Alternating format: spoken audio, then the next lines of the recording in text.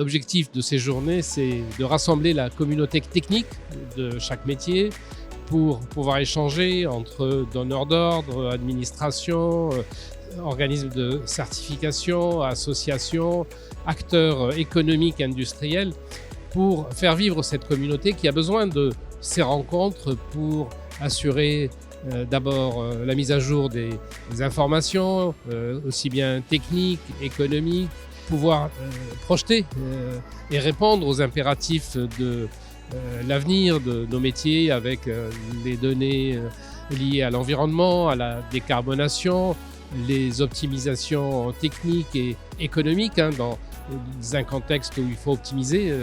Nos équipements, ce sont des investissements publics pour la plupart et il faut les voir dans une logique toujours de qualité, de durabilité.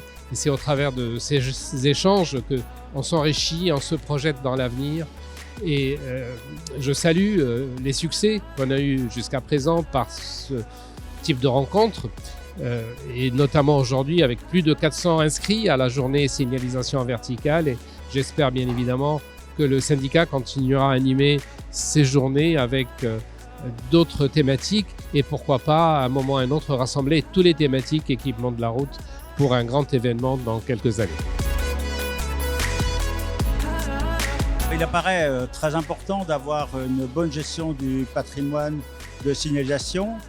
En France, il y a plus d'1 million de kilomètres de route et on a un patrimoine qui est évalué entre 15 à 20 millions de panneaux. Et il nous semble évidemment très important de pouvoir le gérer pour pouvoir l'entretenir et avoir toujours une signalisation de qualité. Justement, à ce sujet, on a le guide eDream qui justement apporte une méthodologie pour gérer ce patrimoine avec les différentes approches qu'on peut avoir. Donc c'est vraiment un guide méthodologique qui nous permet de gérer ce patrimoine. Avoir des équipements, des équipements routiers normés est très important pour donner un cadre aux produits, un cadre dimensionnel, un cadre sur les performances, comme on a pu le voir dans la journée. Donc on a en réglementation des visuels qui sont donnés et le travail de la normalisation, c'est de s'approprier ces visuels et de les cadrer. Donc on harmonise finalement les pratiques, ce qui donne un cadre aux fabricants, ce qui donne aussi un cadre aux utilisateurs et aux acheteurs pour leur permettre ultérieurement de pouvoir contrôler les produits qu'ils achètent. Ça, c'est très important. Ça fait partie des choses qu'on nous demande en normalisation, c'est de donner des outils et un cadre. Donc la normalisation donne un cadre et des outils et harmonise les pratiques et la fabrication. Et on est ici au salon du SER pour parler aussi de la transition démographique qui s'opère et notamment la question de l'âge, la longévité, le vieillissement de la population sont des enjeux qu'on doit toutes et tous défendre. Et nous, au réseau francophone des villes amies des aînés, on invite les territoires à adapter leur politique aux évolutions et aux enjeux du vieillissement et de la longévité. Et sur ces questions-là, sur les questions de la mobilité, il y a beaucoup de choses à défendre et c'est pas quelque chose que je défends personnellement. C'est ce que nous disent les personnes qui sont les usagers et donc les personnes âgées usagées, notamment de la route. On va parler des panneaux de signalisation.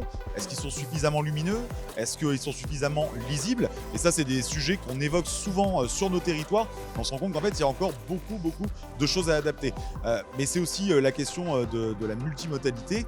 Est-ce que tous les moyens de se déplacer peuvent s'exprimer ensemble? Aujourd'hui, force est de constater que ça n'est pas le cas, particulièrement en milieu urbain où il faut qu'il y ait les piétons, les mobilités douces, les voitures et les réseaux de transport en commun dans des périmètres qui ne le permettent pas toujours. Nous, on milite au sein du réseau pour que l'ensemble des usages puissent s'entendre. Et puis on a d'autres problématiques qui vont être là des problématiques plutôt au sein de la ruralité où là on a des problèmes de multimodalité parce que tous les réseaux n'existent pas, notamment sur les questions de transport en commun. Donc charge à nous de les développer.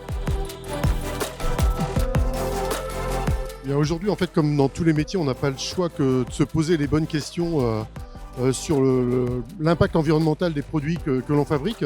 Nous, c'est un domaine auquel on s'intéresse depuis une vingtaine d'années.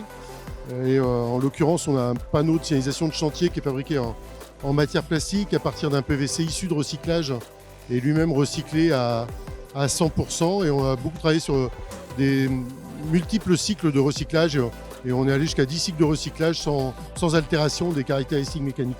et on essaye d'avoir les mêmes objectifs entre guillemets sur l'ensemble de nos familles de produits. C'est pour ça que par exemple dans nos chutes de films rétro-réfléchissants, on découpe des stickers que l'on offre dans les écoles ou dans les collectivités. Ça nous permet de diminuer de 4% les déchets de films par exemple, que l'on jette dans les poubelles. Et puis d'en faire un outil de sécurité. On a un technicien spécialisé en ACV qui a été embauché depuis un peu plus d'1 an et avec vraiment l'objectif de l'intégrer sur l'ensemble de nos métiers.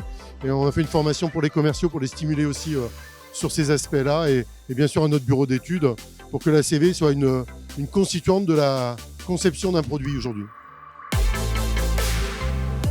Alors il faut rappeler que les donneurs d'ordre et en particulier les personnes publiques qui sont soumises au code de la commande publique doivent définir leurs besoins préalablement à tout achat. Donc déjà ne pas respecter la réglementation à cette étape de définition du besoin et de préparation du marché et puis d'attribution du marché, ça expose à l'annulation du marché comme étant illégal. Et puis après, en phase vraiment d'exécution, et une fois que les équipements non conformes sont installés, là, à nouveau, le donneur d'ordre, la collectivité territoriale, est exposé, puisqu'en cas notamment d'accident de la circulation, c'est une des premières choses qui sera recherchée tout de suite par les services de police qui seraient appelés. Et on va regarder effectivement si déjà l'ouvrage qui est mis en cause est conforme ou pas à la législation en vigueur. Donc effectivement, un ouvrage non conforme expose le donneur d'ordre, que ce soit sur la régularité du contrat, mais aussi d'une manière plus large sur sa responsabilité civile et pénale.